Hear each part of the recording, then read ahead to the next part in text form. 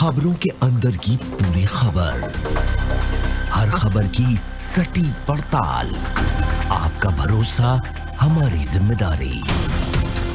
सच, साहस और सरोकार, यही है हमारी पहचान।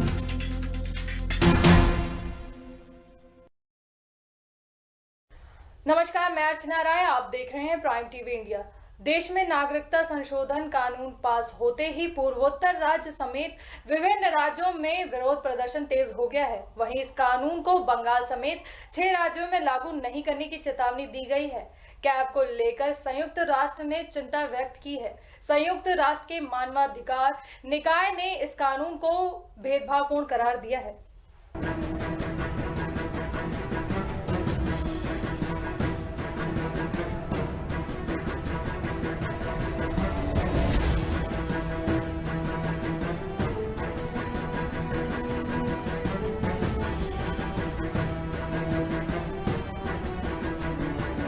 संयुक्त राष्ट्र के मानवाधिकार निकाय ने भारत के नए नागरिकता कानून को लेकर चिंता जताते हुए कहा है कि इसकी प्रकृति ही मूल रूप से भेदभावपूर्ण है।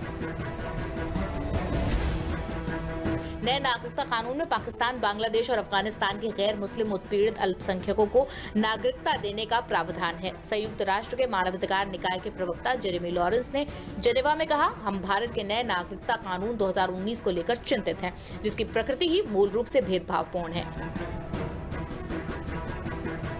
उन्होंने कहा, संशोधित कानून भारत के संविधान में निहित कानून के समक्ष समानता की प्रतिबद्धता को और अंतर्राष्ट्रीय नागरिक एवं राजनीतिक अधिकार नियम तथा नस्लीय भेदभाव उन्मूलन सिंह में भारत के दायित्वों को कमतर करता दिखता है, जिसमें भारत एक पक्ष है जो नस्ल, जाति या धार्मिक आधार पर भेदभाव करने की मनाही करता है।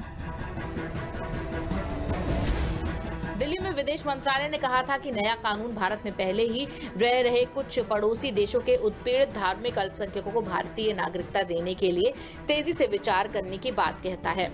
मंत्रालय ने कहा था कि प्रत्येक देश को विभिन्न नीतियों के जरिए अपने नागरिकों को सत्यापित करने और गणना करने का अधिकार है। लॉरेंस ने कहा कि भारत में नागरिकता प्रदान करने के व्यापक कानून अभी भी हैं, लेकिन ये संशोधन नागरिकता हासिल करने के लिए लोगों पर भेदभावपूर्ण असर डालेगा।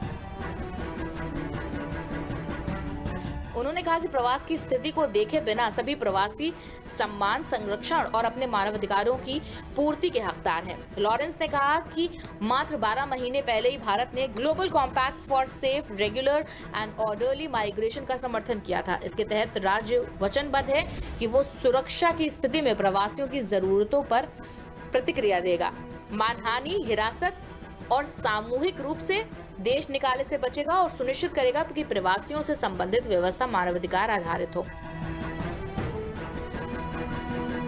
प्रवक्ता ने उत्पीड़ित समूहों को संरक्षण देने के लक्ष्य का स्वागत करते हुए कहा कि ये मजबूत राष्ट्रीय शरण प्रणाली के जरिए होना चाहिए था, जो समानता और भेदभाव नहीं करने पर आधारित है। उन्होंने कहा कि ये उन सभी लोगों पर लागू होना चाहिए जिन्हें वास्तव में उत्पीड़न और अन्य मानवाधिकारों के हनन से संरक्षण की जरूरत है, और इसमें नस्ल, जाति, धर्म, राष्ट्रीयता और अन्य का भेदभाव नहीं होना चाहिए। लॉरेंस ने कहा, हम समझते हैं कि भारत का उच्चतम न्यायालय नए कानून की समीक्षा करेगा और उम्मीद करते हैं कि भारत कानून की अंतर्राष्ट्रीय मानवाधिकार दायित्वों के साथ अनुकूलता पर सावधानी पूर्वक विचार करेगा। Output desk, prime TV India.